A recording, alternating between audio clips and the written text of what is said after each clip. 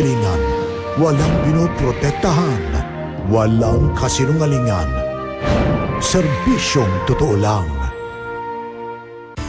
Makisilip sa mga may init at samot-saring impormasyong hatid ng Reporter's Notebook kasama ang Arthrosin, Fitrum Double Strength at Optin.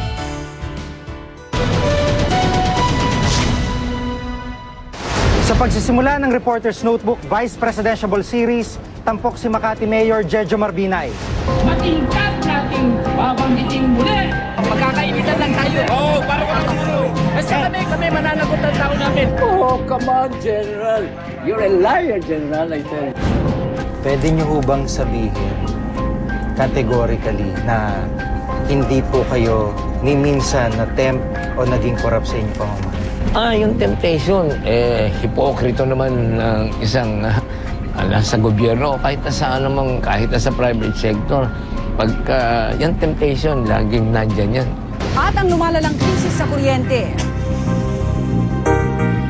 Matumal ang binta namin, ang aming tindahan, wala nang bumibili kasi madilim na. Ang lahat ng yan ngayong gabi sa Reporter's Notebook.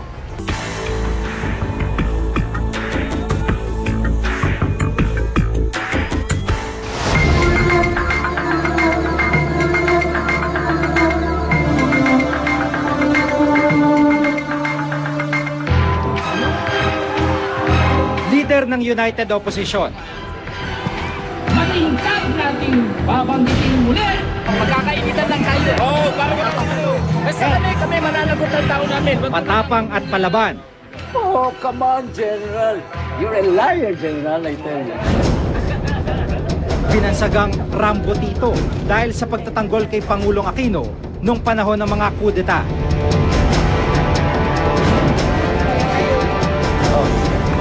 Minsan na rin tinaguri ang Barack Obama ng Pilipinas dahil sa kanyang kulay. At suki siya ng mga lamay sa Makati. Si Makati Mayor Jejomar Jojo Binay. Matapos ang mahigit 20 taong paghahari sa Makati, ngayon pinupuntiryang maging pangalawang pangulo ng bansa. Ngayon pupuntahan na natin, papasok tayo sa bahay ni Mayor Binay para makapanayam natin siya.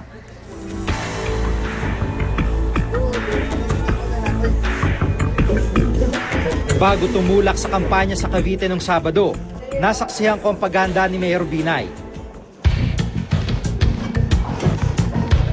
Sinabawang isda, sardinas, puti ng itlog at kanin ng kanyang inalmusal. Sa ilalim ng liwanag mula sa kristal na chandelier, hindi may tatangging magarbong hapagkainan sa kabila ng simpleng almusal. Kasama niyang nag-agahan ng anak na si Junjun, ang ini-endorso niyang papalit sa kanya para sa posisyong kanyang mababakante. Yes, Daddy. Can you please to tatay, Daddy? Tatay? May mga batikos po na hindi niyo maiwan-iwan yung Makati at sa puntong ito pinapatakbo niyo naman yung inyong anak na si Junjun bilang mayor. Ano po masasabi niyo dyan? Hindi naman yata tama na ikaw halimbawa, anak kita.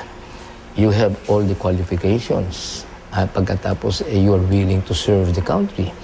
Bakit naman magkakaroon ng legal obstacle? Matagal nang ipinupukol sa pamilya ang isyu ng political dynasty. Humingi po tayo ng tulong sa... Kasalukuyang konsehal ng Makati si Junjun, habang ang anak niyang si Marlene, kinatawa ng ikalawang distrito ng lungsod.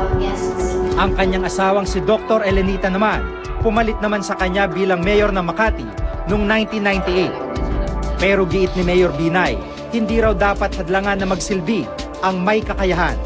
Pag sinasabing dynasty, ano pang nariging reaction niyo? Hindi ako supportive niyan. Uulitin ko, bakit yung gustong maglingkod? May kakayahan naman ng maglingkod. At ito naman ay padadaanin sa isang proseso na malinis at marangal na halalan.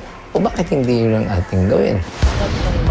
Unang naluklok sa gobyerno si Mayor Binay bilang officer in charge sa Makati noong 1986. Siya ang kauna-una ang appointee ng Pangulong Aquino matapos ang EDSA Revolution. Mula noon, ibinotot na nalong mayor ng Makati hanggang umabot sa limit na 3 termino noong 1998. Naging chairman naman siya ng Metropolitan Manila Development Authority ng panahong iyon. Pero noong 2001, nagbalik sa Makati at naupong mayor muli ng 3 pang termino. Nung dumating ako noong 1986, ang pera ng Makati, 270 million lang. May utang pang 200 million. O ngayon, billion-billion ang pera namin. As of last year, ang sabi sa akin ng aming Treasurer's Office, naka 10.8 billion pesos kami for last year. Ang kita ng Makati ay binubuhos daw ni Mayor Binay sa iba't ibang programa at serbisyo para sa kanyang nasasakupan. Yung infrastructure, kita mo naman yung aming mga city hall, yung aming eskwela, mga aming ospital, di kalidad lahat yan. Yung mga inabutan ko sa eskwela, mga prefab pa. At ang eskwelahan namin, kompleto yan. May audiovisual room, meron kami speech laboratory, meron kami computer laboratory. Mga bata dito, halos lahat ng pangangailangan ng bata, binibigay namin libre. Ang pananaw naman ng mga kritiko nyo is dole out siya at syempre nasa negatibo. Ano pang sabi niyo? Ang dole out ay yung individuals ang nakikinabang. Pero sa amin, ang aming mga projects dito, pangkalahatan. Merong lahat ng sektor ay tinitignan at binibigyan ng tamang tulong. We will help the poorest of the poor. We will extend assistance to those who really need it. Sige, sige. Oh, you're going to ride a car, Daye? Mamay, Daye! Mamay, Daye! Gusto mo na tatay mo, Daye? Okay. Ano nga? Ito yung simula pa lang ng araw ni Mayor Binay kung saan tatakbo siya papunta Cavite para sa kanyang campaign sortie.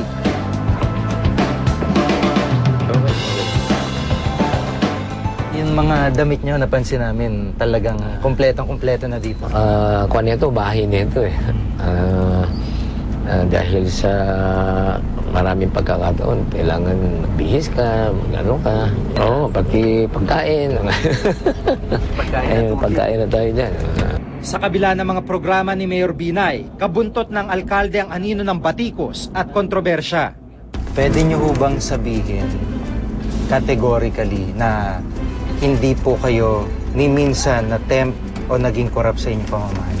Yung temptation, hipokrito naman ng isang nasa gobyerno, kahit na sa kahit na sa private sector. Pagka yung temptation, laging nandyan yan.